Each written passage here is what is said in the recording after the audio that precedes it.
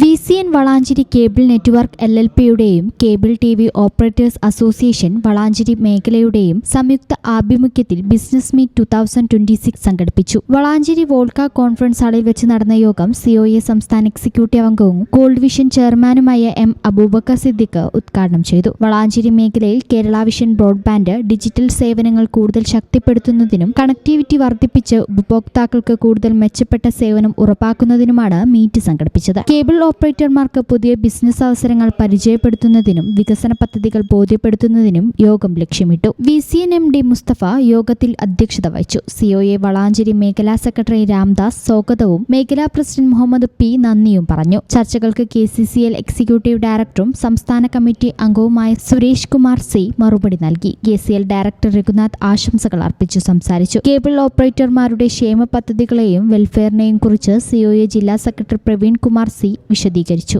ഈ channel news Valanchery. ഇടനെഞ്ചിലെ സ്വപ്നം മികച്ച ജോലിയാണെങ്കിൽ ഇനി ചിറകു വിരിച്ചു പറക്കാം. Empire college of science.